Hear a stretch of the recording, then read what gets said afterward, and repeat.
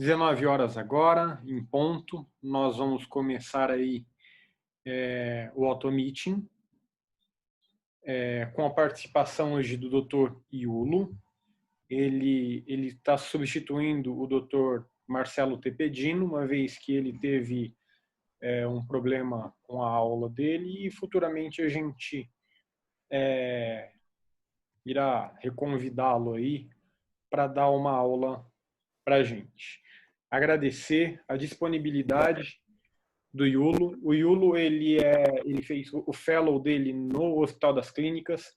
Hoje ele é o chefe do setor de otologia do Hospital Edmundo Vasconcelos, o meu chefe, por sinal. Eu tenho uma grande sorte por conta disso, de ter o Yulo sempre assessorando a parte de ouvido dentro do Hospital Edmundo Vasconcelos.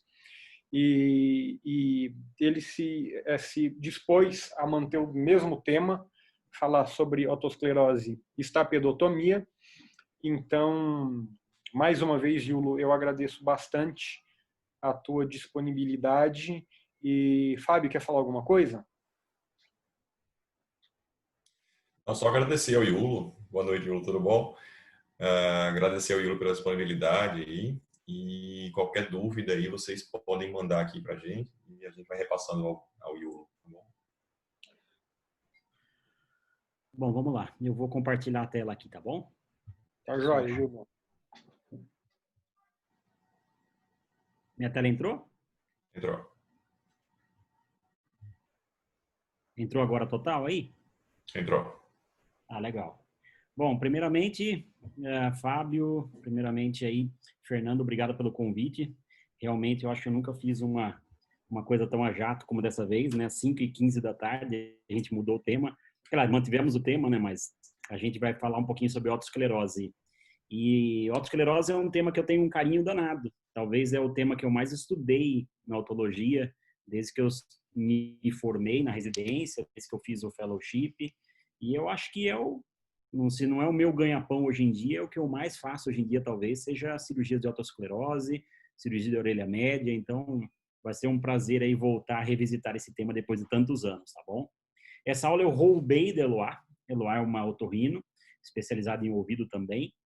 Ela deu essa aula faz pouco tempo, achei tão boa, tão bem montada, que eu roubei dela faz 1 hora atrás, tá bom? Otosclerose, então, é uma patologia antiga, desde o século 17 ali, a gente já tem 18, a gente já tem alguns relatos de algumas dissecções feitas, né, que percebeu realmente que tinha um osso duro próximo da platina do estribo, né? E essa condição passou os séculos até que se descobriu que era uma entidade. Realmente descobriu-se que era uma patologia primária, uma patologia metabólica, e chamou-se de ossodistrofia do osso temporal, né, típica dos humanos. Eu, particularmente, acho que a gente estuda muito hoje em dia, a gente que se questiona muito pouco. O termo ossodistrofia talvez não seja o mais adequado, acho que é uma ossodiscrasia, você muda a estrutura do osso, e isso realmente talvez seja o melhor a ser aplicado. A patologia tem algumas fases, né? Uma fase em que vai ser feita uma reabsorção do osso, ela pode ser pontual, pode ser generalizada, ela pode ser profunda, pode ser superficial. Ela vai afetar alguma parte vascular também, que são os vasos do promontório. Depois de uma segunda fase vai acontecer uma cicatrização, uma resposta do organismo, onde vão aparecer os sintomas. E quando realmente você tem uma maturação é que a doença não evolui mais, mas o paciente tem muitas queixas. A gente vai falar sobre isso. E, como a gente disse, ou seja, é uma patologia que no mesmo foco você pode ter osso normal, osso espongiótico, então, ou seja, são diferentes estágios da patologia que acontecem no mesmo osso. A importância dela, logo de início, é porque ela dá alguns sintomas da nossa área, ou seja, a otologia, ela realmente trabalha com pacientes com perda auditiva, zumbido, tontura, incômodo, dor e praticamente a importância é pelos sintomas. Sabemos que 80% dos pacientes portadores de otosclerose clínica vão desenvolver um sintoma de perda condutiva. A grande parte deles, eu acho um pouco exagerado, 75%, mas grande parte deles vai ter algum tipo de barulho no ouvido, incômodo no ouvido, que ele vai se queixar como se fosse um zumbido, não necessariamente de frequência aguda, geralmente é uma frequência um pouco mais grave. e cerca de 10 a 15, até 25% dos pacientes podem ter algum sintoma de desequilíbrio ou tontura. A etologia é meio multifatorial, não existe uma causa. Apesar de nós sabermos aí da parte genética, que explica um pouquinho, ela não é gatilho. Então, não se sabe exatamente o que seria o fator inicial para a patologia. Será que algumas pessoas predisponentes poderiam realmente desenvolver a partir de um gatilho? Então, hoje em dia, por ser multifatorial, a gente acha que ela tem que ser reconhecida como uma etiologia desconhecida. Sendo o fator genético conhecido, existe um padrão de herança autossômico dominante, penetrância variável, ou seja, realmente esse fator genético passa dos antepassados para os descendentes, e mesmo que a pessoa possua esse gene, não necessariamente ela vai desenvolver a doença. Então, ou seja, na fenotipia da patologia, você vai ter realmente uma penetrância, um desenvolvimento dos sintomas entre 25% a 40%. Além desse padrão de herança autossômico, também tem algum fator isolado genético, que são vários genes, isso varia de raça para raça. Alguns fatores infecciosos são interessantes a gente notar, algumas patologias virais, por exemplo, elas poderiam ser responsáveis pelo gatilho da doença. Veja que o vírus da varicela realmente parece ser um fator predisponente, e tem alguns estudos clínicos que até observaram uma tendência na queda da autoesclerose em anos após, nos países em que foi instituído de forma nacional a vacinação. O sarampo também, ou seja, quando você faz a imunização, você acaba realmente melhorando esse desenvolvimento da patologia. Existem alguns fatores hormonais, talvez os mais conhecidos aqui, né? Porque algumas evidências sugerem que existe alguma relação entre o desenvolvimento dos sintomas e os picos hormonais. Sendo que as mulheres em meia idade, por exemplo, é muito comum, após a gravidez, elas comparecerem ao consultório, olha, parece que o meu ouvido está meio estranho, está meio tampado, eu comecei a perceber isso na gravidez. Então, talvez existam alguns receptores hormonais localizados ali, principalmente de progesterona, ali na fissura antifenestra, né? E isso seria o responsável pelo desencadeamento, pelo aparecimento dos sintomas logo no período de explosão hormonal. Então, ou seja, seria na gravidez. Isso explicaria também a maior incidência em mulheres. Chambly, lá atrás, ele já mostrou que a patologia era muito igual em homem e mulher, mas ele observava que os sintomas bilaterais eram mais frequentes em mulher. Interessante esse fato, então talvez esse fator hormonal também faça parte dessa questão multifatorial. E algumas doenças associadas também, aí a gente pensa um pouquinho naquela fator genético individual, eles também estariam associados, por exemplo, pacientes portadores de osteogênese imperfeita, que tem aquela tríade, né, que são olhos claros, fraturas múltiplas e perda condutiva, também teriam uma fixação do estribo na fissura de fenestra. Aí tem a autoimunidade, que não tem uma comprovação tão clara. Como a gente disse antes, a prevalência é de cerca de 10% da população tem a autoesclerose histológica. Então, se a gente realmente for fazer um estudo histopatológico de pessoas, de cadáveres, a gente vai descobrir que praticamente 10% da população tem a presença de foco autoesclerótico.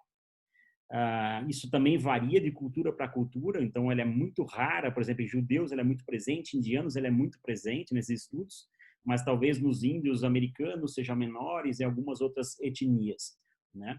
E a autoesclerose clínica, ou seja, aquela que desenvolve sintomas, estaria pensado cerca de 1% da população, 0,1 a 2%. Essa autoesclerose histológica tem algumas etnias que elas estão presentes até em 25% dos estudos histopatológicos. Interessante isso. Muito frequente em brancos, né? Ela é rara em pessoas negras, muito rara em asiáticos, apesar que tem na Índia ela é bem comum, e tem uma alta incidência em algumas outras raças, né? Com relação ao sexo, como a gente comentou, histológico é igual, mesma coisa, mas clinicamente é mais comum em mulheres. Aumenta a velocidade de progressão na gestação, acometimento bilateral é mais comum do que unilateral. A maior parte das pessoas talvez compareçam, ainda mais hoje em dia, que é muito comum você fazer uma audiometria, compareçam com, olha, eu estou ouvindo mal do ouvido direito. Então, você faz uma audiometria, você vê aquele gap aeroósseo no lado direito de 20 decibéis, você vê um gap de 5 à esquerda. Então, ou seja, quando você realmente vai analisar francamente aquelas frequências, existe alguma diferença entre vias aérea e óssea, você acaba percebendo que o acometimento bilateral é praticamente a maioria dos casos. É muito comum no adulto jovem, é uma patologia que vai afetar entre segunda e quarta década de vida, né? Muito raro em crianças, apesar que para a gente que é referência na parte da odontologia, recebe bastante até. A gente sempre fica desconfiado aquele portador de perda condutiva numa criança, a gente vai nos diagnósticos mais prováveis, talvez uma otite serosa, talvez uma aderência na cadeia ossicular, mas quando você vê o acometimento bilateral e grave, porque a pessoa tem um gap de 30, 35 dBs, não é incomum a gente encontrar em crianças. Tem uma etiologia multifatorial também para eles. E é muito incomum em idosos, surgimento. A ocorrência é normal, a prevalência é normal, mas a ocorrência e surgimento é incomum nos idosos. Aqui é interessante, né? As fases da doença. A primeira fase é uma fase chamada de metabólica. É uma fase no qual você vai ter uma atividade osteoclássica muito intensa. Essa atividade osteoclássica ela tem uma ocorrência maior na região da crura anterior do estribo, chamada de fissura antifenestra. E essa intensa atividade celular vai fazer com que realmente ocorra uma retirada de osso maduro dessa região. E esse espaço do osso maduro vai ser ocupado por quem? Por vários vasos sanguíneos. Esses vasos sanguíneos vão infiltrar nessa região, vão começar a causar um processo inflamatório, em certo grau, impedindo a deposição de osso novo. E é nessa fase dessa reabsorção óssea muito intensa e crescimento vascular intenso que você pode observar isso aqui, né? Que é essa hiperemia do promontório. Engraçado que esse caso aqui, eu acho que até tem uma foto, mas assim, até tem uma foto do vídeo, quando eu operei esse caso, ele tinha um gap grande, apesar de ser uma fase precoce da doença, ele tinha um gap grande e tinha uma vascularização bem grande do promontório, né? Deixa eu ver se esse vídeo rola aqui, ó. Esse é um vídeo mais antigo, mas olha isso aqui, opa, passou. Então, vejam como que é o promontório desse paciente. Vários vasos disseminados, principalmente na região mais anterior ali da platina do estribo. Então, esse é o sinal clássico de Schwartz, visto por uma visão cirúrgica, né? Bem interessante. A fase 2, então, é um foco, onde quando o foco vai ser ocupado por um osso esponjoso, é a fase esclerótica, então vai começar a se depositar um osso novo, aquele processo inflamatório vai começar a sumir daquela região, e essa deposição de osso novo vai fazer com que realmente cesse um pouquinho a atividade osteoclássica. E vai ser depositado alguns ossos um pouquinho menos duros, menos maduros, justamente nas regiões em que os vasos já sumiram. Então, vai ter algumas regiões com bastante atividade osteoclássica e permeia regiões com atividade osteoblástica. E, por fim, no final, quando realmente aquela atividade metabólica já caiu, você vai ter realmente a deposição de um osso novo. Então, ou seja, nessa última fase ocorre a fixação óssea e os sintomas clínicos. Embora a atividade seja mais localizada ali na região da platina do estribo, na fissura antifenestra, você pode encontrar foco em qualquer lugar da cápsula óptica. É importante a gente entender que é uma patologia da cápsula óptica, e a origem embriológica da cápsula óptica é diferente da origem da supraestrutura do estribo. Nós sabemos que a platina do estribo tem praticamente uma origem embriológica igual à da cápsula óptica. Então, ou seja, ali você vai ter algum grau de acometimento, mas a origem é totalmente diferente do resto dos ossículos da audição. Então, você vai ter alguns locais que é muito comum a ocorrência desse foco. Primeiro, na fissura antifenestra, a grande maioria dos casos, né? Então, você tem realmente um remanescente cartilaginoso com alguns receptores hormonais de progesterona que estariam muito suscetíveis a esse estímulo hormonal. 2, você vai ter alguns focos também próximos da janela redonda, principalmente na borda supero anterior, então cerca de 30% a 50% dos casos. E outros locais menos comuns, na cadeia ossicular, que acho questionável, nunca vi realmente um foco, já vi foco subindo, às vezes fala, pegou o estribo. Não pega o estribo. O que acontece é que o foco é tão grande que ele começa realmente a ficar volumoso e acaba ocupando o estribo, como se fosse uma tímpanosclerose. Mas o acometimento unicamente de estribo ou unicamente de bigorna, isso eu nunca vi. Tá? Outros locais menos comuns são borda posterior da janela oval, conduto auditivo interno, já vi um caso dramático assim, modíolo, aqueles casos de otosclerose coclear, e no aqueduto coclear, que pode levar a algum tipo de Meniere-like. Veja que isso aqui é um corte histológico de um vestíbulo com platina de estribo. Então, a gente pode observar aqui, ó, o ligamento anular, ele realmente que faz essa separação, que permite essa mobilidade da platina do estribo para dentro do vestíbulo. E aqui um caso em que ocorre uma presença de um osso totalmente desformado, totalmente atrófico, que acaba. Veja que o ligamento anular é perdido, tanto para a parte mais posterior quanto para a parte anterior, e os sintomas eles começam a se tornar presentes. Aqui mais uma foto. Veja que aqui é justamente o que eu falei. Eu não acho que seja uma otosclerose da supraestrutura, mas sim da fissura antifenésica, que começa a se tornar volumoso ao ponto de subir para a crura do estribo, né? Outro caso aqui também, peri-janela redonda. Veja que aqui é a janela redonda, você tem a membrana da janela redonda, e olha como você tem foco superior e foco inferior. Tá? Então, você vai ter dois casos, basicamente. Na classificação da otosclerose, você tem aqueles casos que têm unicamente o acometimento fenestral e tem aqueles que têm um acometimento retrofenestral. Os casos que você vai ter um acometimento não somente na fenestra, você pode realmente ter diferentes fases da patologia na cápsula óptica, aqui na cóclea, como está mostrado nessa foto aqui. E os sintomas clínicos da otosclerose, aí a gente entra numa parte mais gostosa da aula, menos teórica.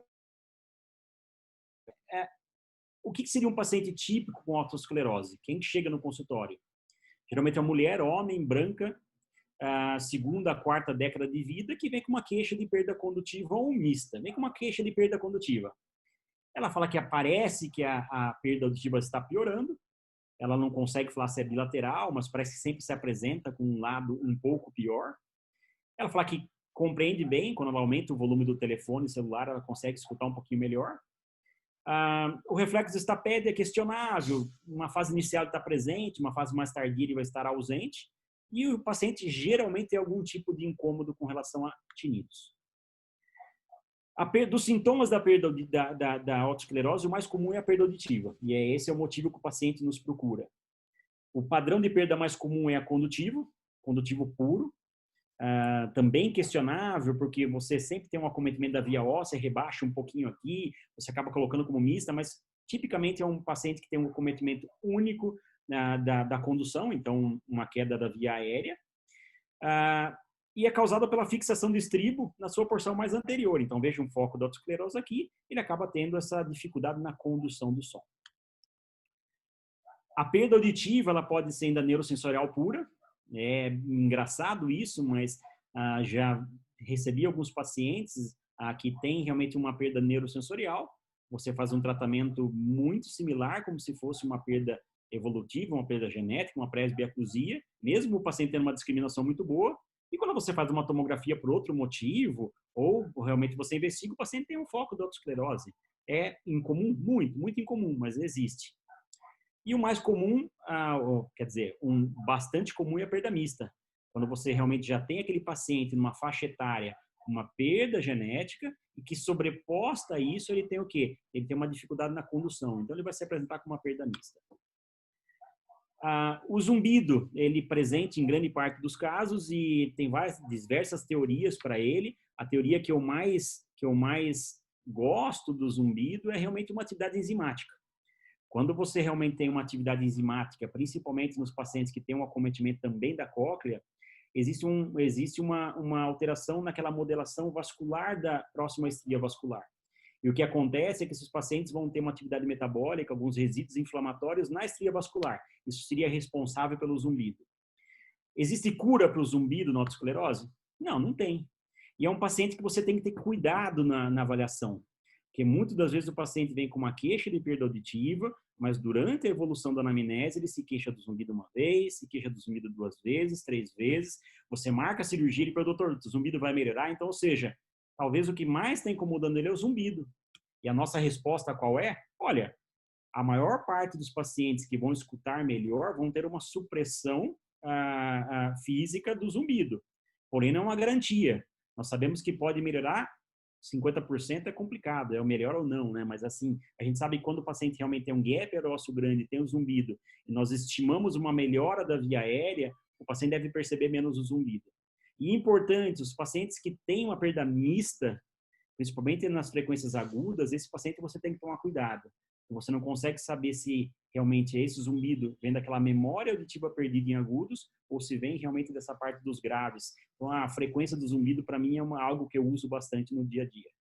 E sempre lembrar, né, que a característica do zumbido pode melhorar ou pode até piorar. Não é o comum, mas pode acontecer, né? Com relação à tontura, aqui é algo que a gente tem que tomar cuidado, porque os pacientes eles se queixam de tontura de uma forma geral. Na anamnese, se você deixa o paciente de autoesclerose falar, ele vai falar da perda auditiva, ele vai falar do zumbido e muito raramente ele vai se queixar do vestíbulo, das alterações do equilíbrio. Porém, se você pergunta ativamente, o senhor tem algum tipo de tontura? Ah, eu tenho, de vez em quando. Mesmo um paciente que não tem sintoma auditivo, ele fala que tem.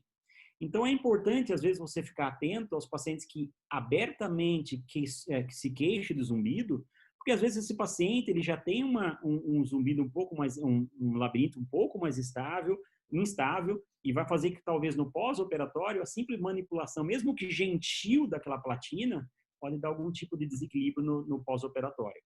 O que eu falo para os pacientes é que a tontura é uma ocorrência extremamente incomum no pós-operatório, quando você realmente faz uma cirurgia com delicadeza, com cuidado, mas realmente pode acontecer um sintoma vestibular aumentado num paciente que já tenha um histórico no consultório. A história familiar também está presente na maior parte dos pacientes, talvez não de otosclerose, mas de perda auditiva familiar, ele acaba ocorrendo. E aqueles pacientes que têm uma perda mista, você não sabe se localizar direito, antes de você realmente receber uma análise tomográfica desse paciente, talvez nos ajude aí nas perdas mistas a entender a possibilidade, o diagnóstico de presunção que seja uma patologia autoesclerose. O diagnóstico, então, basicamente, no meu ponto de vista, é clínico e audiométrico. Quem que é? O paciente adulto jovem, perda condutiva, bilateral simétrica ou levemente assimétrica, discriminação normal, uma curva timpanométrica rebaixada, não sei, isso é meio ruim eu falar em aula isso, mas eu não sei lá, não confio muito das vezes em curva timpanométrica, sabe? Eu acho que ela nos engana muito. A curva timpanométrica, ela depende da presença de camada elástica no tímpano, então às vezes a curva AS, que é aquela que você espera na autoesclerose clássica, não é a realidade. Pode ter uma curva um pouco mais rebaixada ou até uma curva AN, que é uma curva normal. E a ausência do reflexo estapédio é uma comum. É comum porque o paciente procura quando está com uma perda auditiva. Ou então quando ele está começando com a perda. E o efeito on-off, que é aquela presença do reflexo numa característica diferente a hora que você realmente coloca a pressão, é muito inicial. Então, a maior parte dos pacientes tem uma ausência de reflexo do reflexo estapédio. A otoscopia geralmente é normal, quando dá alguma alteraçãozinha, um sinal de Schwartz, mas a otoscopia é interessante. Imagine que você pega um paciente no consultório, você vai lá, examina o paciente e você já tem dificuldade de avaliar aquele paciente no consultório, sabe? Então, às vezes, o paciente tem um conduto totalmente desfavorável, você já volta para sua mesa, conversa, talvez pensando numa orientação diferente para aquele paciente, tá? Mas, geralmente, a otoscopia é normal. Acho que todos nós aí devíamos saber usar o diapasão. Nem sempre nós temos uma audiometria disponível na frente do nosso consultório, ou realmente vai ser do lado, uma fono presente, mas a acumetria ela me ajuda bastante. Às vezes você pega um paciente que está com uma queixa de perda auditiva, não tem audiometria, você faz um teste de Weber, você faz um teste de Rini, você descobre uma perda condutiva, fala assim, opa, isso aqui pelo padrão do paciente, pela queixa dele com esse teste acumétrico, pode nos ajudar bastante aí a orientar o paciente de saída antes de fazer uma audiometria. Mas o padrão ouro é isso aqui, né, pessoal? A audiometria. A audiometria é variável, como a gente disse aqui na autoesclerose, ainda mais nos dias atuais, que você tem tantos fatores agressivos da saúde auditiva, mas de uma maneira geral, um paciente com uma perda condutiva mais evidente em frequências graves, com uma certa gap menor em frequências agudas, esse é o paciente típico. E a pergunta que vem é, bom, deixa eu só falar do entalhe de Carrara, então, antes aqui. O entalhe de Carrara o entalhe de Carrara nós sabemos que no princípio da audição, na fisiologia da audição, Nós sabemos que realmente aquele som, que é um princípio físico, vai fazer aquele mismatch na orelha média, e qualquer resistência desse mismatching que ele vai ter ali entre o tímpano e a platina, isso aí vai mudar a percepção do som. Então, se eu falo aqui e tem uma pessoa na outra sala, aí a parede for de madeira, for um drywall e tudo mais, algumas frequências serão mais atenuadas. O entalhe de Carhart, na verdade, é um erro audiométrico, né? É um erro de captação do sinal, que é nada mais, nada menos do que uma queda do limiar por via óssea, ou uma melhora do limiar por via aérea, que é nas frequências entre 500 a 4.000, mas é bem marcante na frequência de 2.000. Não é patogônico da óssea, pode ser em qualquer fixação de estribo, pode acontecer em qualquer fixação de cadeia ossicular. Mas, assim, se você realmente olhar uma audiometria como essa e você perceber esse princípio físico, realmente, olha, parece que tem um entalhezinho aqui em 4.000, você já pode começar a pensar que talvez seja algo do sistema tímpano-ossicular, ou seja, entre tímpano e cadeia ossicular, deve ser o responsável por aquela perda condutiva, tá ok? As curvas timpanométricas, como eu falei, a mais comum é o AS de stiffness, né, ou de R de rigidez, mas aqui eu não levo muito a sério, na maior parte dos casos de autoesclerose, esse é achado. O reflexo estapédio, então o normal realmente é você ter um reflexo estapédio que realmente ele chega num ponto, ele deflete a curva, você chega num outro ponto de pressão, ele volta ao normal. O efeito on-off nada mais é do que você tem uma tendência, você passa esse ponto, você faz o reflexo. Você volta esse ponto, você volta ao normal. Existem outras fases, quando você tem já mais fixação, que você tem um reflexo difásico, ou seja, ele responde. Nada mais é do que você tem o estribo, quando você realmente desencadeia o reflexo, ele está muito duro, ele não vai desencadear, de repente ele quebra. É como se ele estivesse quebrando o foco autoespongiótico. Então, ou seja, ele realmente dá aquele sinal. E quando você tira um pouquinho da pressão, ele volta, ele dá como se fosse uma queda mais abrupta. Vi poucas vezes na vida, mas é bem interessante. É um sinal da autoesclerose muito inicial. Então, para fins diagnósticos, eu acredito que o que nós temos de padrão ouro, para mim, é história clínica, é otoscopia e é audiometria. Essa tríade aqui, que é conversar com o paciente, examinar o ouvido e fazer um teste audiométrico, fecha para mim o diagnóstico de autoesclerose. Porém, entretanto, nós sabemos aí que realmente hoje em dia a medicina mudou. Nós temos muito mais facilmente disponível uma tomografia, nós temos muito mais facilmente uma ressonância magnética. Então, ou seja, a propedêutica armada, que é um diagnóstico complementar que não era mais utilizado, hoje em dia ela tem um papel importante. Discutir se pede tomografia, se não pede tomografia, eu acho uma coisa meio complicada, depende do seu ambiente, né? Eu estou com um paciente que tem meia idade, tem uma perda condutiva bilateral, simétrica, cuja mãe teve otosclerose, uma paciente que tem uma discriminação boa, aí eu falo assim, poxa, será que eu peço a tomografia? Teoricamente eu não preciso pedir a tomografia, porque o meu diagnóstico é intraoperatório, a perda condutiva está lá. Mas talvez a tomografia vai servir para duas coisas. Primeiro, ela vai me permitir avaliar o ambiente que eu estou operando esse paciente. Então, parece bobagem, pessoal, mas às vezes a tomografia te mostra que não é só lá o ponto de rigidez da cadeia, tem uma fixação de martelo em epitímpano. Às vezes a tomografia fala, olha esse bulbo jugular alto. Às vezes a tomografia te fala assim, nossa, olha que estranho, parece que tem um velamento ali no manto da mastoide associado à patologia, que é a autoesclerose. Perfeito. Então, ou seja, vai ser um GPS, vai ser um Waze dos tempos modernos aqui para mim. Ou seja, eu vou entrar sabendo o caminho que eu tenho que seguir, tá? E dois, uma questão médico-legal, né? É chato falar isso, mas hoje em dia, às vezes você não entra com todos os fatores que podem preservar a audição residual do paciente, pode vir algum tipo de questionamento, tá? Exame de imagem de escolha, então, é a tomografia computadorizada, corte fino, tá? E ela não é fundamental para o diagnóstico. O que é fundamental para o diagnóstico é o teste da cadeia ossicular no intraoperatório. Nós buscamos a tomografia alguns focos, né, onde o ponto mais comum na fissura antifenestra, como a gente já comentou, e o corte mais fácil de você ver isso aí no primeiro momento, com o olho destreinado, é no corte axial. O corte coronal, por vezes, você consegue ver melhor o foco na janela redonda, tá? É importante aqui embaixo, ó, a tomografia do temporal não exclui um diagnóstico de autoesclerose. Imagina aquele paciente com uma perda condutiva, bilateral e simétrica, que realmente tem um histórico familiar, tem um diagnóstico de presunção grande, e você vai na tomografia, você não olha um foco. Ah, mas não tem como. Também concordo. Hoje em dia, uma tomografia aqui em São Paulo, um lugar muito bem feito, você consegue realmente ver focos muito pequenos. Mas se por um acaso a tomografia não for de qualidade ou não for visualizado um foco de autoesclerose, seguimos o caminho. Vamos para o próximo passo, que é uma tímpano exploradora, e na tímpano exploradora, aí sim o diagnóstico de certeza, que é olhar a presença do foco e testar aquela cadeia ossicular. Tá? Bom, aqui alguns exemplos, né? Então, a gente já pode observar aqui um foco de autoesclerose na fissura de fenestra, bem bonitinho aqui. Aqui também, né? Geralmente é assim que ele se apresenta. Por vezes ele pode se estender para toda a platina do estribo. Aqui um foco maior.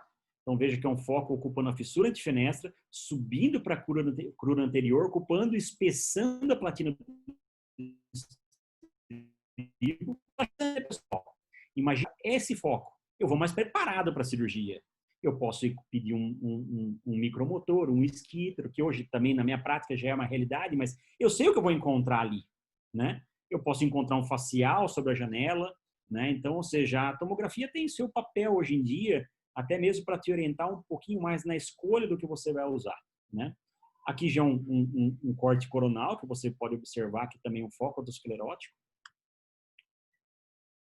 E nos casos de autoesclerose coclear, aquela que é dramática, que é um caso que, poxa, não desejo para ninguém receber em consultório, é quando você tem não somente o acometimento da fissura antifenestra, ou não tem o acometimento na fissura antifenestra, mas você tem também o quê? Você tem uma rarefação pericoclear. Olha esse sinal aqui, ó, tanto de um lado quanto do outro.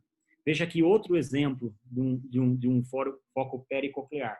Esses casos eu digo são dramáticos porque, por mais que você minimize aquele gap aeroósseo, se o paciente tiver, você sabe que a evolução da doença, ou seja, essa invasão da destruição óssea para dentro do promontório, invadindo realmente aquelas regiões de ligamento espiral, de modíolo, isso vai causar uma perda da reserva coclear desse paciente. Uma vez que esse foco avance para o ligamento espiral, ele acaba fechando os vasos sanguíneos e o paciente tem uma queda na população de célula ciliada. E aí a gente já sabe como termina essa história. Alguns casos eu já operei de autoesclerose fenestral nesses casos. Algumas coisas eu operei de fenestral e fiz implante coclear na sequência. É um caso que tem que ser avaliado individualmente, não é fácil esses casos. E no diagnóstico diferencial, né, nós temos todas as perdas condutivas que afetam essa faixa etária, 20 e 40 anos, né? Tímpanosclerose, o paciente tem alguns episódios de otite no passado, algumas otites prévias, fez algumas calcificações da cadeia. A diferença aqui é que a tomografia pode ajudar, né? A tomografia mostra realmente que você não tem a fissura antifenestra, mas tem um alargamento, um espessamento da cadeia ossicular. Desarticulações, geralmente são mais unilaterais, né? Mas, enfim. Necrose espontânea e ramo longo da bigorna, população negra que tem anemia falciforme, que tem aqueles pequenos acidentes vasculares no ramo longo da bigorna. Otite secretora, se for criança, considerar a fixação com gênese estribo ou osteogênese imperfeita. Doença de Paget, que é maior, afeta outros segmentos, osteopetrose e por aí vai. Aqui, tratamento. O que nós temos de tratamento possível? Expectante. Um tratamento é não fazer nada. Mas como? Não vai fazer nada assim. Eu acho que o otologista e quem trabalha com ouvido sabe muito bem o que eu estou falando. Às vezes, para ouvido, não fazer nada é fazer muito. Então, aquele paciente que pegou, ele fez uma audiometria, ele descobriu pelo áudio ocupacional dele que ele está com gap aerósseo pequeno. Ele vem, doutor, me descobriram isso aqui, que o senhor acha que é? Olha, vou fazer uma tomografia, mas possivelmente é uma autoesclerose. O que eu faço? Não faz nada. Para quê? O paciente tem queixas mínimas. Você sabe do risco cirúrgico. Então, para que eu vou tratar a patologia e não os sintomas? Esse é um dos erros, talvez, da otologia. Quem começa a praticar é tratar o quê? Tratar a doença. Eu vou tratar a doença, mas você não trata exatamente os sintomas do paciente. O paciente quase não tem sintomas. O paciente tem um zumbido inicial daquela fase metabólica da doença e você vai operar esse paciente. Então, por vezes, a gente tem que pensar que na tentativa de cavar mais fundo, tem perigos acima. Nós temos que ficar muito atentos nessa situação. O segundo tratamento disponível, que também é um tratamento praticamente expectante, você intervém na base da doença, mas você não mexe muito nos sintomas, é o tratamento medicamentoso. Eles buscam diminuir um pouquinho aquela remodelação óssea, ao passo que eles bloqueiam o osteoclasto, eles realmente diminuem um pouquinho esse processo de remodelação óssea. Alguns pacientes se dão bem com esse tratamento, alguns se dão muito mal. Na minha época do fellow, a gente fazia alguns tratamentos clínicos pela impossibilidade de operar todo mundo. Então, a gente acabava passando por alguns pacientes. Na época era o fluoreto, que era terrível, né?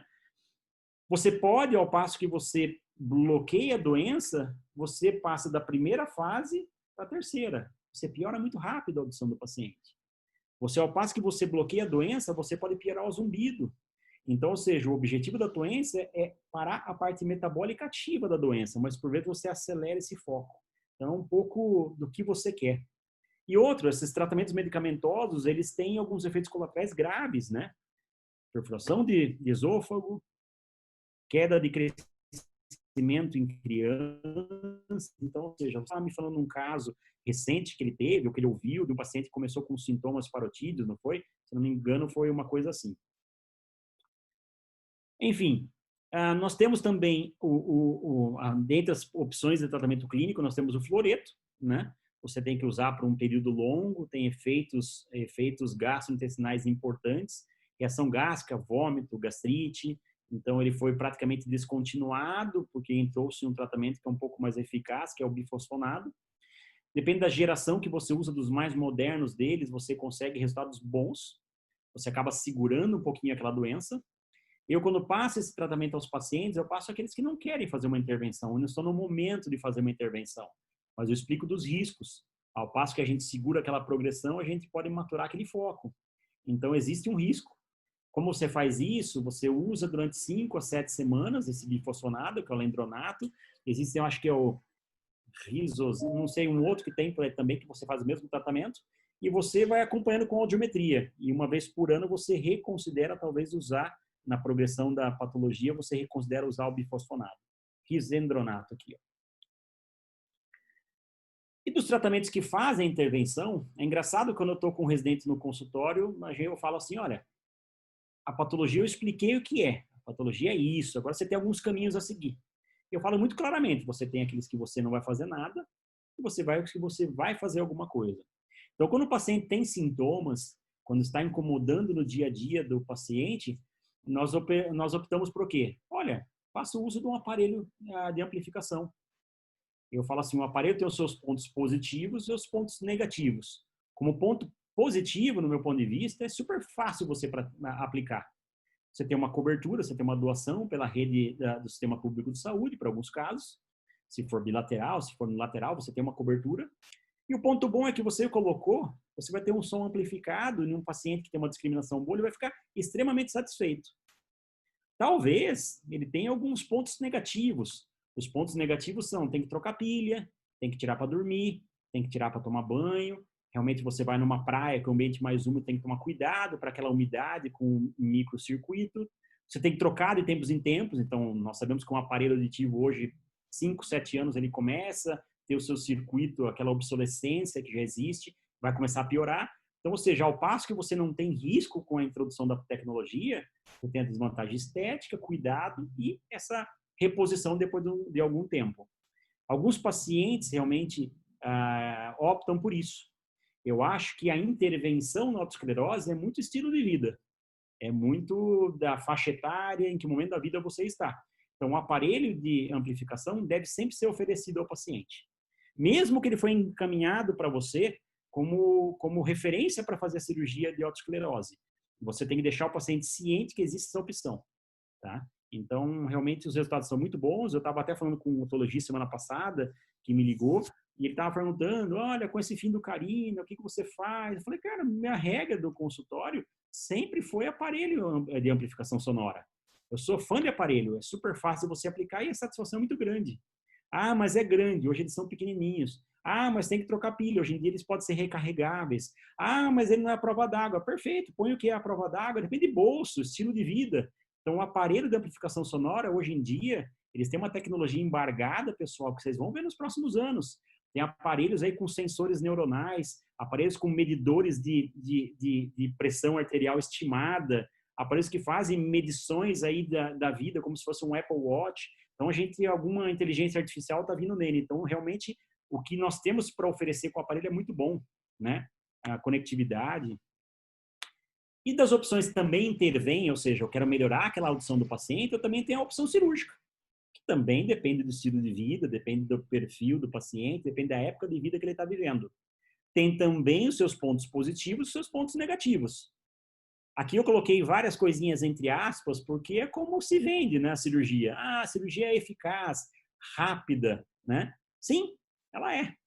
Como diria um cirurgião argentino, o procedimento ele é rápido na mão de quem sabe fazer, mas pode ser uma tragédia de quem não sabe.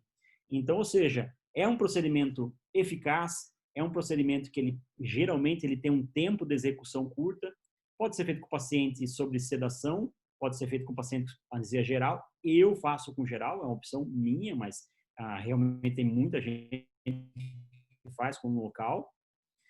Claramente, se eu fosse fazer uma cirurgia de ouvido, sabendo dos riscos envolvidos e tudo mais, poxa, prefiro dormir, sabe?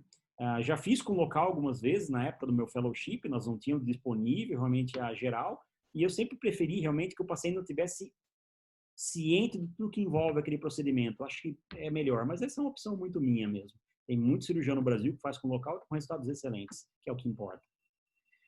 A cirurgia, você vai trocar aquela superestrutura do estribo, né? Fazer uma fenestre, vai colocar uma prótese. A gente vai comentar sobre isso. Prótese tem vários estilos e modelos.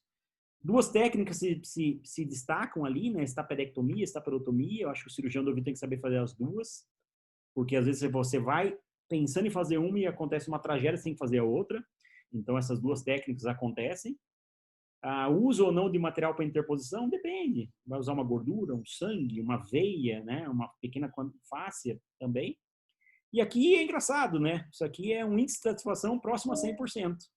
Para quem dá certo, né? Para quem não dá certo, não acho que é isso aí. A gente pegar dois grupos assim e falar assim, quem deu errado a cirurgia, eu acho que essa satisfação é meio questionável. Para aqueles pacientes que fazem uma cirurgia, seguem o protocolo pós-operatório normal, a satisfação é muito grande. A grande vantagem, o problema é resolvido. Você faz um bypass do problema. Você realmente pode dormir com o benefício da audição, tomar banho, prática esportiva. Tem algumas desvantagens, obviamente, mergulho, paraquedismo, algumas coisas, mas assim, no geral, a solução auditiva ao paciente, esse bypass que é feito, ele é definitivo e você não tem que fazer novas trocas no futuro. Mas tem o risco da cirurgia, né, pessoal? O risco da cirurgia é estimado entre 1 a 2%. Aí depende muito das condições que o paciente foi operado, com quem fez ou com quem não fez. Existe um learning curve, que realmente, que eu acho que o Vissan vai falar.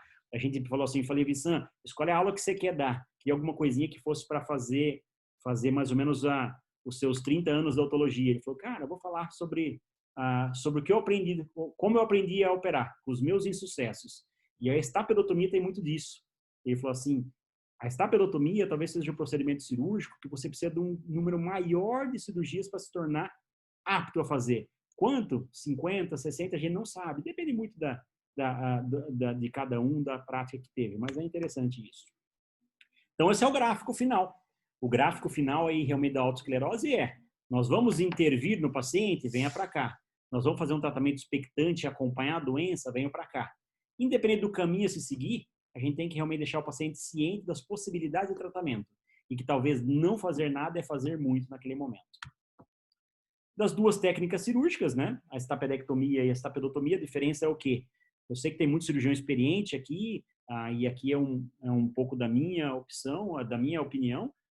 Eu acho que tem muito residente também aqui. Então, ou seja, a estapedectomia você vai tirar realmente toda a platina do estribo, ou parte dela, e você vai realmente fazer essa interposição, esse bypass, essa comunicação com uma prótese, naquela região, fazendo uma cobertura na platina. O primeiro procedimento cirúrgico que foi feito na autoesclerose foi realmente a retirada do estribo. Retirava-se o estribo e os pacientes começavam a ouvir melhor, porque realmente o estribo fixado servia como uma barreira e uma não admitância, uma impedância. Quando você tirava o estribo, admitia-se mais. Mas naquela época, que foi no século XVIII, por exemplo, tinha muita meningite, muito otitismo, os pacientes a longo prazo ficavam surdos, né? E da técnica da fenestração do canal lateral, que era fazer um buraquinho lateral, que surgiu a estapedotomia, que é a mais usada, desde Shea, desde realmente de Rosen. O que você tem realmente é que você acaba por fazer essa interposição de uma prótese num small roll, ou seja, numa pequena fenestra. Na autoesclerose avançada, e muda totalmente de figura, né? Então, ou seja, um paciente que tem uma reserva coclear e uma discriminação boa, sim, ele pode fazer uso de um aparelho. Mas no caso que ele já tem uma reserva coclear comprometida, aí realmente fica muito complicado. Você vai ver discriminação, vai ver anatomia, existe a passagem, dá para colocar uma prótese? Tá. Eu me lembro de um caso que não faz muitos anos atrás, 3 anos, o paciente tinha uma perda profunda bilateral e você não tinha detecção nada de via aérea do paciente, no máximo da via óssea bem detectado, e ele usava um aparelho e sentia conforto. E muitas das vezes você não consegue captar um sinal porque justamente aquilo lá está muito bloqueado. Fiz uma estapedotomia nesse paciente, mesmo sabendo que ele precisava do implante coclear, e o paciente melhorou 10 decibéis, ou seja, aquela via que estava indetectada. O paciente manteve o uso do aparelho, um power staples, ou seja, aparelho em cima de uma prótese auditiva, de uma prótese de Teflon, e ele ficou alguns anos assim, até que piorou a audição dele, depois de 3, 4 anos, ele foi para um implante bilateral. Né? Então, é o final desses pacientes com autoesclerose avançada, é ir para o implante coclear. Quando que eu faço a cirurgia? Em que momento? Bom, tem que ter um gap aerósseo mínimo, né? O gap aerósseo mínimo que eu recomendo de segurança é 25 a 30.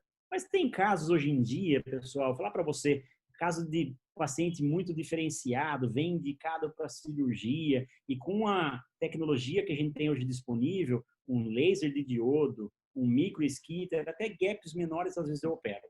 Alguns pacientes que têm gap de 20 dB, 15 dB, sabe? Não é incomum a gente fazer isso hoje em dia com esse contactless, né? Porque uma coisa é você operar com perfurador, outra coisa é você não tocar naquela platina, vaporizar, botar uma prótese. Os pacientes ficam bem. Qual lado operar primeiro? Bom, o pior, né? Aqui nós vamos operar o lado de pior audição ou o lado que o paciente acha que está pior. Perda condutiva, bilateral e simétrica, tem alguns fatores na decisão. Olha, você é destro, você é canhoto, onde você fala ao telefone, qual lado você gostaria de recuperar primeiro, né?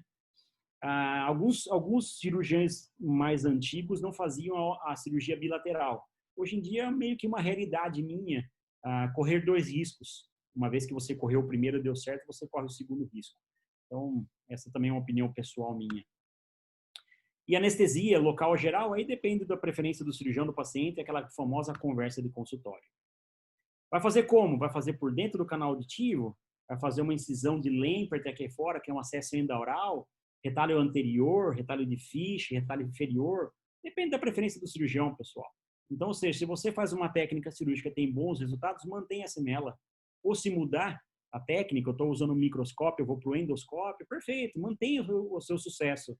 Às vezes, eu uso o endoscópio porque a imagem é melhor, perfeito. Eu uso o endoscópio porque ele é mais rápido, perfeito. Eu uso o endoscópio porque realmente eu acho que tem uma angulação, perfeito. Acho que a geração mais nova está com o endoscópio na mão, pessoal. Eu sou de 20 anos atrás que eu aprendi a operar isso aqui. Então, de repente, na minha época, o microscópio era muito bom, era o que se tinha.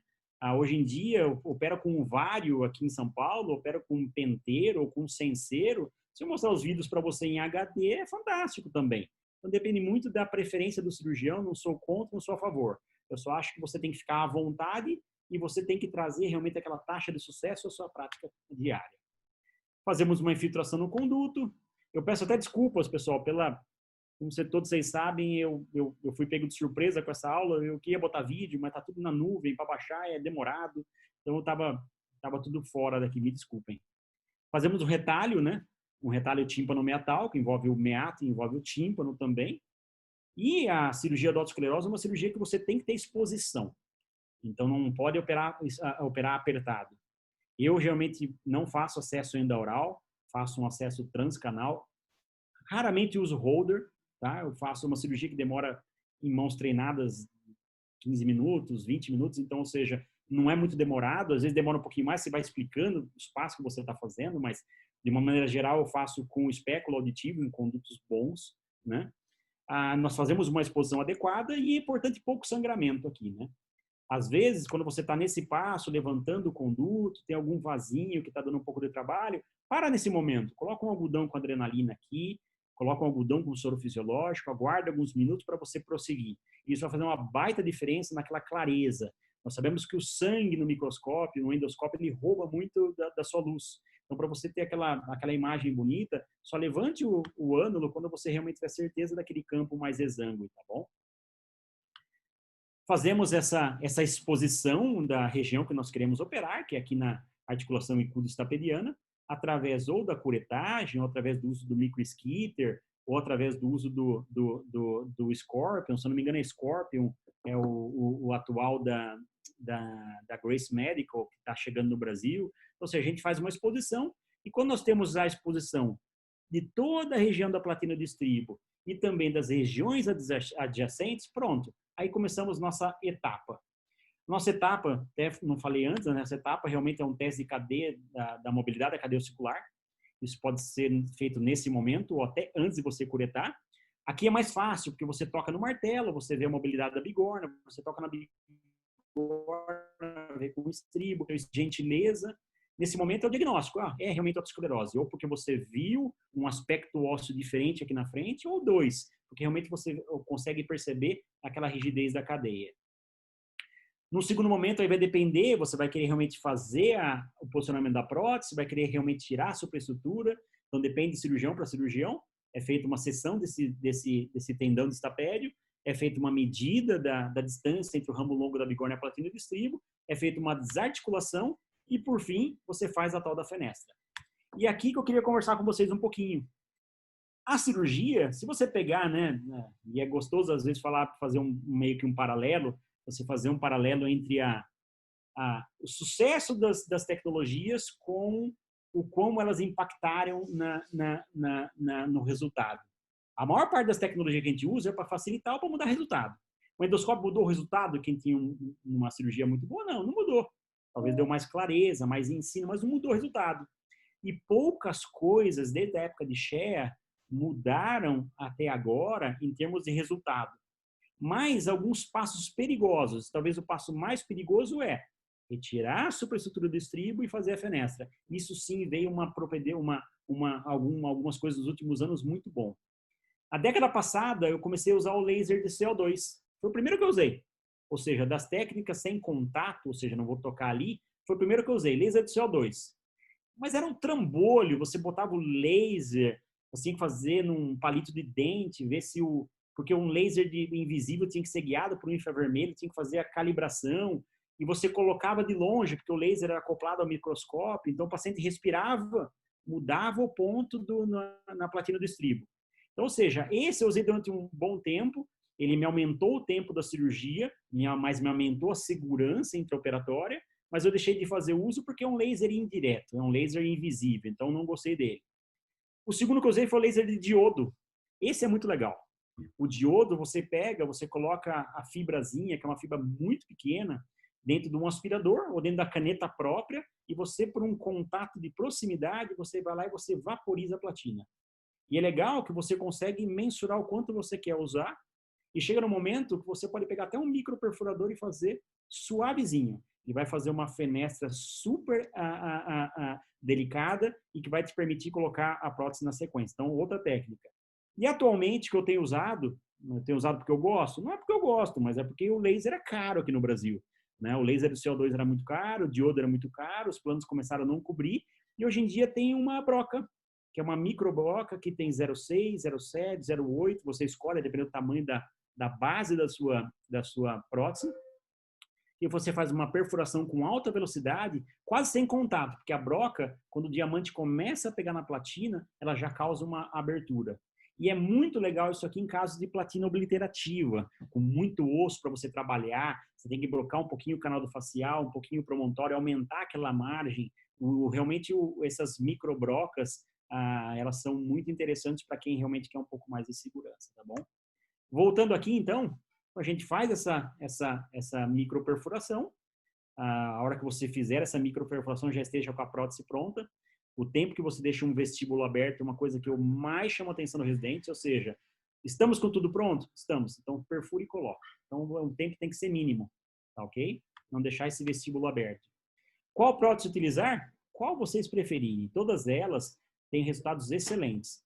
Já usei todas essas que vocês estão vendo aqui. Gostei muito aqui desse modelo de bucket. Hoje em dia, os planos liberam a Teflon, também gosto bastante. Essa de clipe, que essa aqui da Medtronic, eu não gostei, porque ela tem uma bunda que, por vezes, ela fica pegando aqui no meu ânus, se eu não correto muito.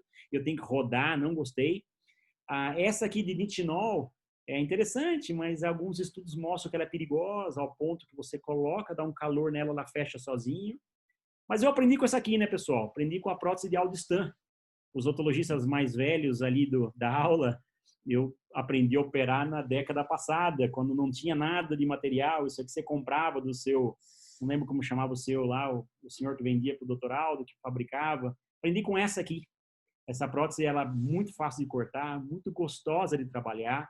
Infelizmente, não tinha registro, então, ou seja, não foi mais comercializada.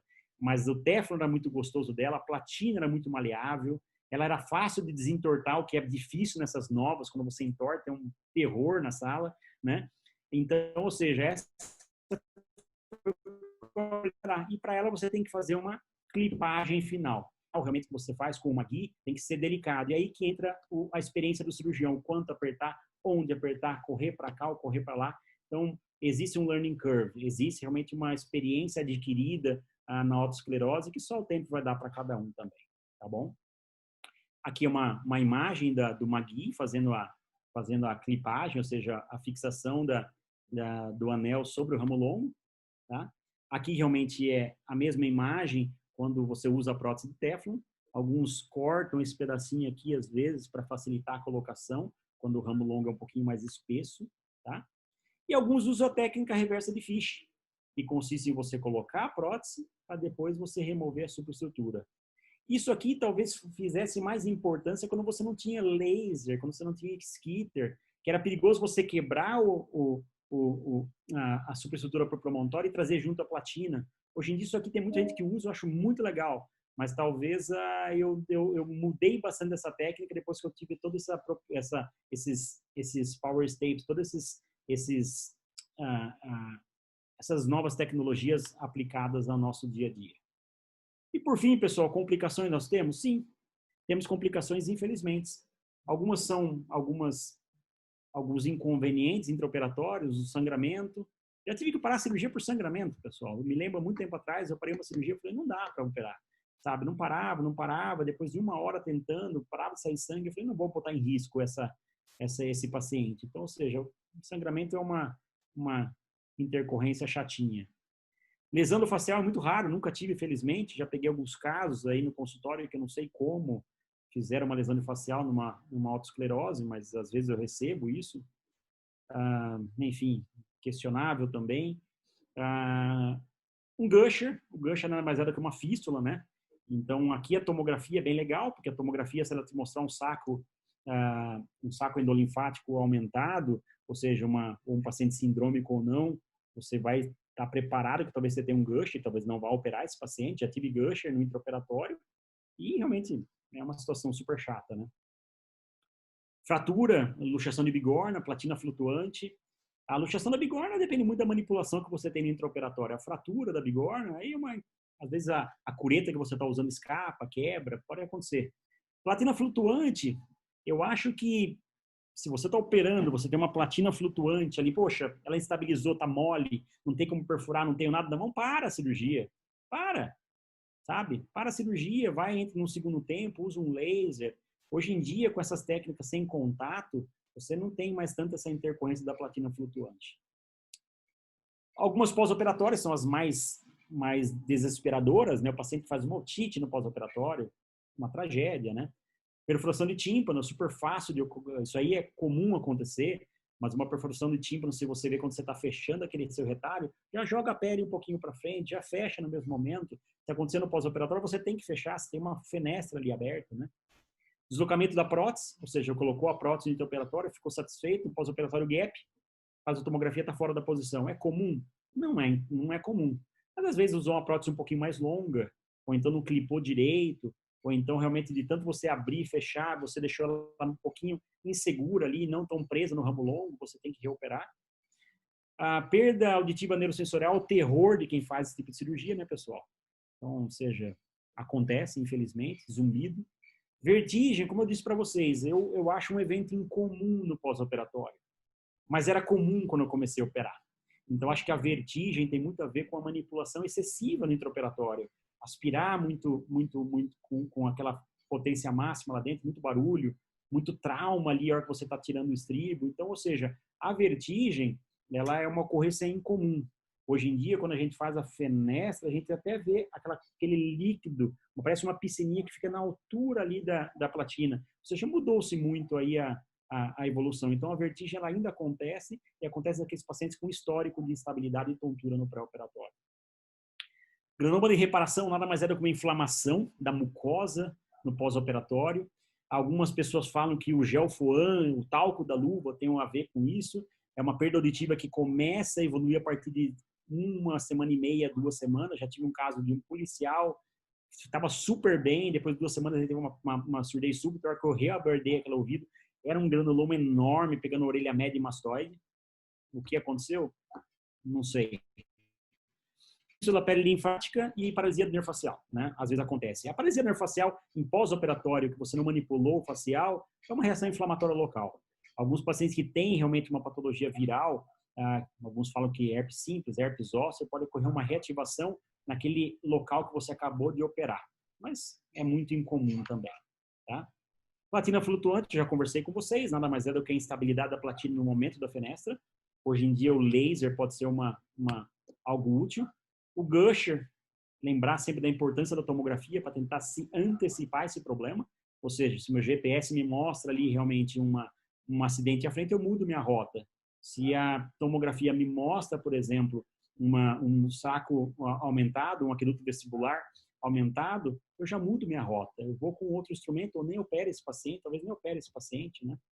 Tem que ficar sempre de olho.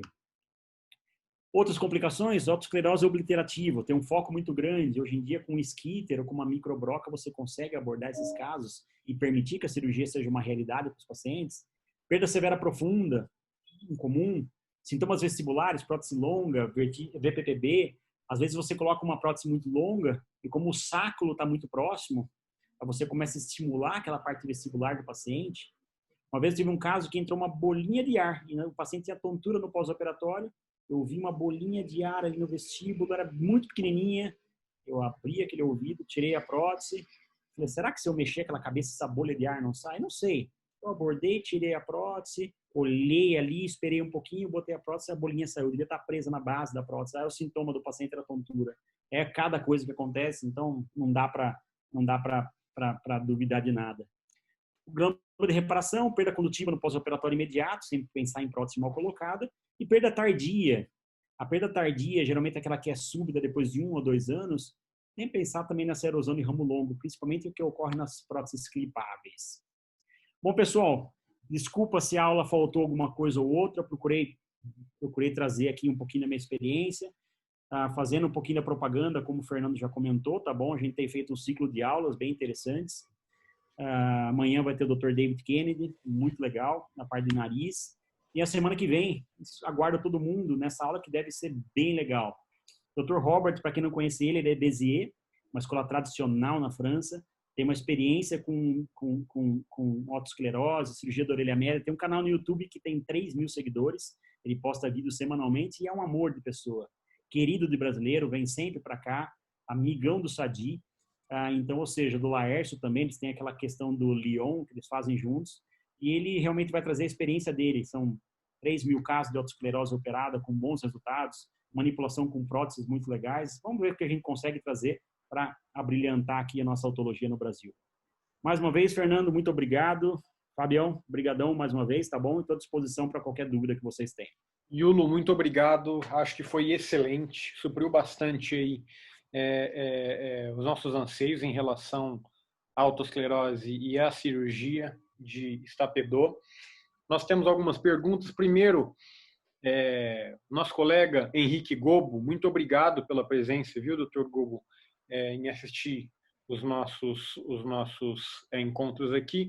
Ele pergunta, não está tão ligado à aula de hoje, mas ele pergunta, no caso de implante coclear, Yulo, você tem preferido usar eletrodos perimodulares ou você não vê tanta diferença em relação aos de parede lateral? Fala, Henrique, tudo bem? Obrigado por estar aqui na aula, tá bom? Rick, é o seguinte, cara, difícil, viu? Você tem que estudar muito anatomia. Às vezes as pessoas me chamam para operar junto a autoesclerose avançada que você vai para implante. E eu acho particularmente que o slim ou realmente aquele muito fino, ele em qualquer obstrução que você encontrar, ele vai encontrar uma certa resistência.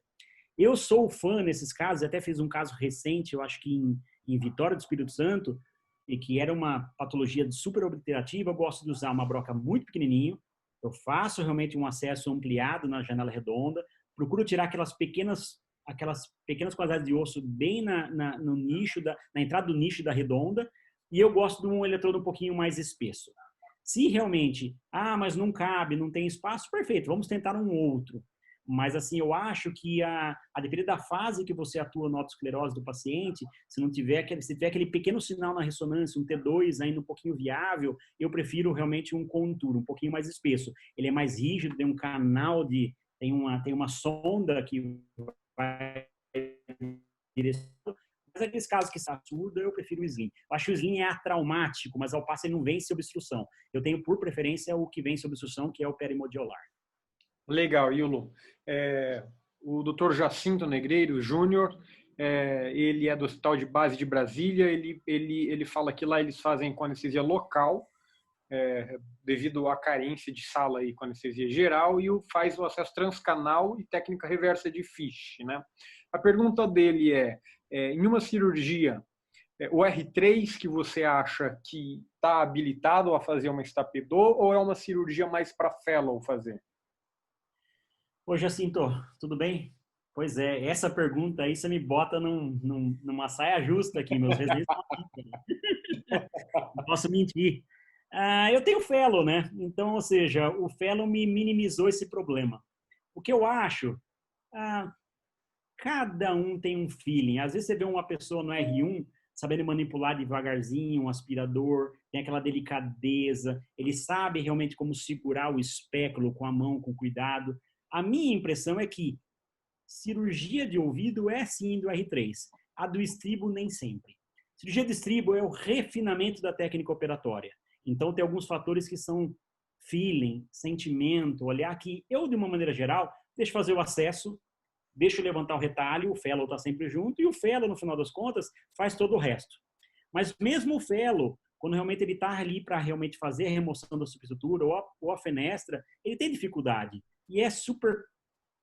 dá para entender isso. Então, o R3, eu sinto ele e deixo até certo ponto. Mas eu acho que quando realmente chega se ele quer realmente aprender a fazer e ter segurança de fazer, faz um fellow comigo que ele vai sair um pouquinho melhor. Mas difícil, a resposta é difícil, já sinto. Eu acho que tem que sentir individual de pessoa para pessoa.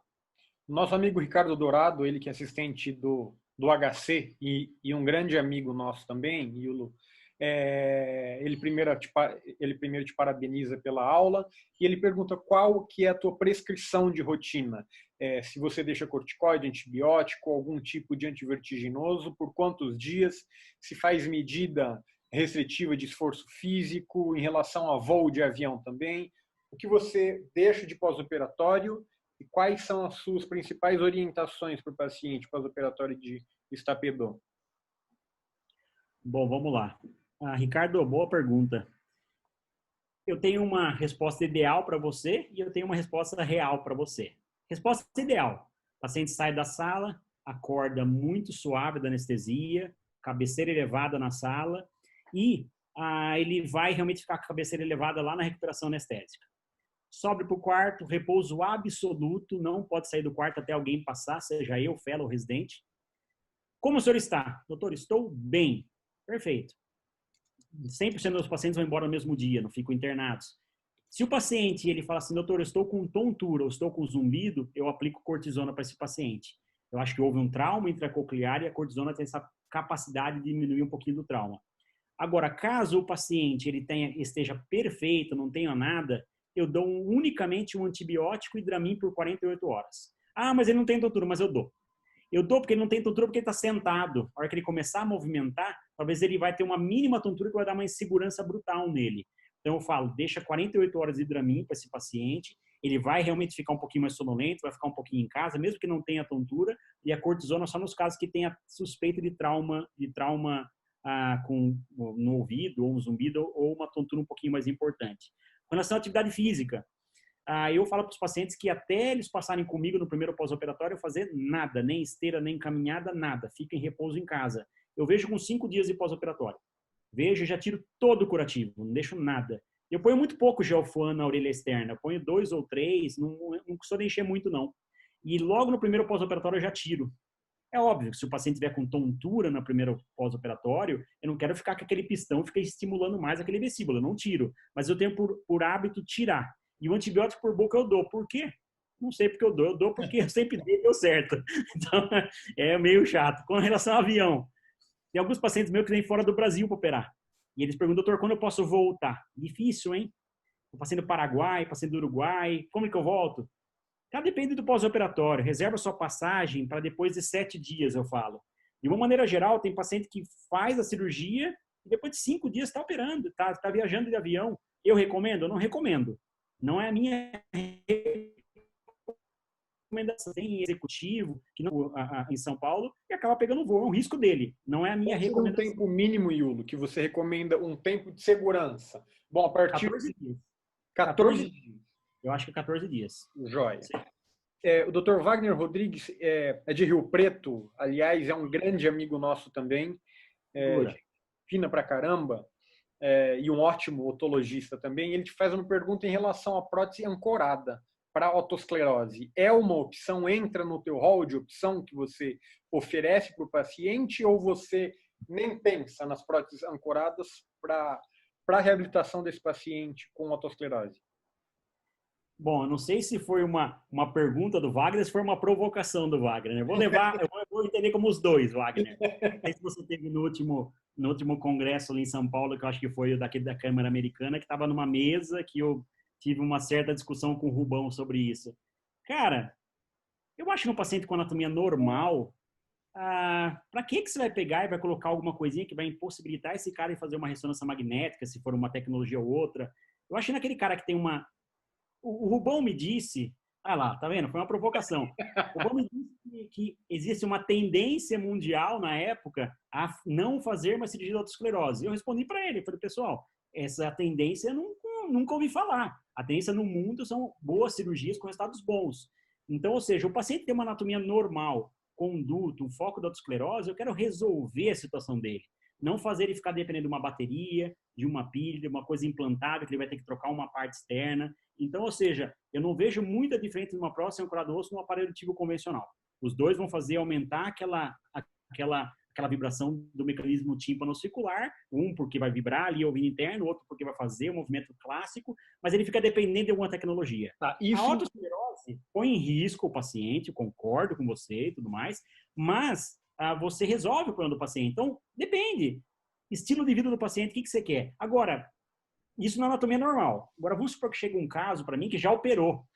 Opa, aí muda de figura. O cara já operou, e no pós-operatório ficou com uma mista do lado operado e tem o outro lado. Vou operar a mista, a taxa de insucesso em cirurgia revisional é muito grande. Uhum. Vou operar a que ele nunca operou, e se der errado, vai ficar com 2 mistas? Então, talvez, nesse caso, seja uma sugestão, usar uma prótese ancorada ao osso, que eu vou trabalhar unicamente com a via óssea desse cara e vou permitir uma estimulação com uma única prótese nos 2 ouvidos. Essa tua visão é a mesma para prótese ativa de orelha média, um Vibrant, por exemplo? Você acha que entra como uma opção para o tratamento da otosclerose ou não? Também não. No meu ponto de vista, não. Eu acho que as próteses ativas da orelha média, eu estava conversando com o Laércio semana passada por telefone sobre isso, elas têm uma indicação muito específica, pessoal. Muito. É aquele cara que é mais estilo de vida que dependência auditiva. Uhum. Aquele cara que vai bem com o aparelho, ele pode usar tecnologia A, B ou C, mas ele que por estilo de vida ele não quer ver nada aparecendo e tudo mais. Então, acho que não. No meu ponto de vista, as próteses de orelha média, sejam totalmente implantáveis ou parcialmente implantáveis e as ancoradas ao osso, são para casos selecionados na autoesclerose. Mas a primeira opção, eu acho que é sempre aparelho e cirurgia de fenestração mesmo. Perfeito. Yulo, eu tenho uma última pergunta. Eu não sei se você chegou a tocar nesse assunto ou não. Monitorização de nervo facial. Eu ia falar, mas fiquei quieto. Pois é, outro tema espinhoso, né, Fernando? Eu peço? Não peço. Uhum. Eu deveria pedir? Deveria. Assim, eu vejo uma necessidade por monitorar um facial numa cirurgia de autoesclerose, que eu já fiz algumas centenas, eu não vejo. Mas e se um dia, por uma questão inflamatória ou de infiltração, o paciente fizer uma paralisia facial e ficar com uma Mas aí sequela? você amplia isso, uma timpanoplastia, isso pode acontecer também. Eu acho que na timpanoplastia, Se a gente você... for estender para todo o processo de reativação, qualquer cirurgia otológica, em teoria, isso é o meu ponto de vista. A gente teria que estender para qualquer, encostou na membrana timpânica para dentro, manipulou, em teoria teria que ter um monitor. Eu também, para esta PEDO, eu não costumo pedir. Eu Então, sou da mesma assim, linha que você, eu não mas você peço... entra nessa vertente dessa medicina defensiva agora que a gente vive. Não, não. Mas acho que tem duas coisas. Uma é a medicina defensiva, que está perfeito, porque o mesmo Iulo que não pede para estapedor, mas pede para tímpano. Poxa, para tímpano, para miringo, às vezes eu peço. Por quê? Porque a miringo que vai mexer o residente, o R2, o R1, e eu às vezes estou de costa, deu um toque, opa, onde você está aí? Pera um pouquinho. Sabemos aí que nem perfeição do controle intraoperatório. Concordo com quem pede, não acho contra, não. Eu só acho que, sei lá, eu sou meio velho, sabe? Eu nunca fiz com, por que eu pedi com agora, sabe? Eu tenho dessa, mas essa questão eu também passei lá na década passada com monitor para mastoide. Uhum. Faz o com sem. Não, faço sem. Hoje só peço com. Hoje é uma realidade. Acho que Exato. dificilmente alguém coloca uma mastoide sem monitorizar o NIC. Isso é verdade. Exato. Exato. Então é uma questão de evolução. Eu não peço, eu acho que eu deveria pedir, mas eu não critico quem pede. E talvez, cara, é uma questão sei lá, vir uma mensagem para mim que eu devo pedir, mas eu não acho necessário para o procedimento. Eu acho necessário para a segurança do paciente. Perfeito. Então talvez deva pedir, sabe? Parece incongruência que eu estou falando, mas sei lá. Não peço, não. Perfeito. Fábio? Só tenho uma dúvida aí a respeito do de consentimento. Se você costuma aplicar, você inclui alguma coisa de risco a mais nesse termo do que os termos referentes a cirurgias otológicas? Como é que é a sua conduta aí a respeito de se resguardar juridicamente? Assim? Putz, outro tema espinhoso. Não faço termo de consentimento para o procedimento. Eu faço para o procedimento específico. Eu faço termo de consentimento para o procedimento operatório. Hoje em dia, todo hospital tem, né? Eu uso do hospital mesmo, pelo menos aqui em São Paulo, todo hospital, quando você põe o paciente, ele dá um termo de consentimento para a realização do procedimento. Está escrito riscos relacionados ao procedimento. Mas, assim, aquele da sociedade que fala que pode ficar surdo, tal, não faço, viu? Se você Eu me acho que perguntar... poderia, inclusive, num futuro, ser um tema para uma discussão nossa. Eu, particularmente, eu faço termo para todos os meus procedimentos cirúrgicos. Eu sou meio Caxias para aquilo que a sociedade sugere. Uma vez que aquele termo que o paciente assina no dia do ato cirúrgico, legalmente ele não tem tanta validade assim, ou nenhuma validade. É mais por uma questão do hospital mesmo. Então eu particularmente acabo pedindo, mas eu sei que a grande maioria não costuma seguir isso.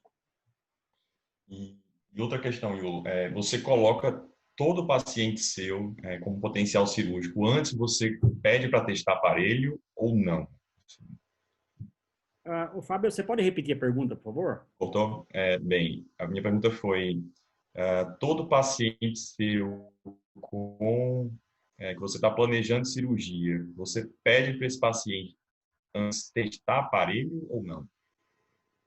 A resposta é não. Eu dou a opção do paciente, como forma final de reabilitação, o uso do aparelho. Fica a critério dele e do que eu apresentei, ele usar ou não. Mas eu não falo... Tem gente que fala, usa o aparelho, se você não ficar feliz, você pode ir para a cirurgia. Eu acho que às vezes é complicado. O tempo de teste do aparelho auditivo aqui no Brasil é muito curto, 1 semana, 2 semanas. Tem aquela questão da adaptação. Eu acho que ele pode ir testar e se ele ficar feliz, eu vou ficar feliz também. Mas de uma maneira geral, eu não faço teste como condição para a cirurgia. Eu falo que os dois dão certo e eu falo que realmente um tem risco, outro não tem risco, que ele escolhe um caminho. Uma vez que ele está indeciso, vai lá testar o aparelho, não custa nada, sabe? É mais ou menos Eu isso acho que eu que tem falo. a questão financeira também, Yulo. Sim. Muitos pacientes que a gente... eu acho que se os convênios eles cobrissem, desse como opção para o paciente, olha, a gente paga o teu aparelho auditivo ou a gente paga a tua cirurgia. Eu acho que provavelmente o número de cirurgias cairia. Muitas vezes o paciente ele aceita o risco cirúrgico por não ter uma condição de adaptar e de comprar um aparelho. Essa é a impressão que eu tenho muitas vezes, que eles vão, até gostam do resultado da amplificação, preferem eventualmente não passarem pelo risco cirúrgico, mas acabam indo pela cirurgia pela falta de condição financeira. E o Ricardo Dourado falou que também tem essa mesma impressão. Não sei, pode ser impressão só. Eu acho que depende muito daí. A população que você está trabalhando, assim, o estilo de vida de cada um. Eu concordo que alguns pacientes estão muito humildes, eles não têm outro caminho a ficar melhor do que a cirurgia, porque o plano cobre. Exato. Então ele acaba indo para a cirurgia, mesmo sendo o mecanismo o método de preferência dele. Mas de uma maneira geral, a autoesclerose afeta o doente jovem, 20, 40 anos. E é o cara que, não sei lá, ele não curte muito usar aparelho. Então realmente ele acaba, doutor, mas dá certo mesmo? Olha, dá certo, vamos fazer? Vamos. Vai ler a respeito, passe com outros médicos, vê o que você acha.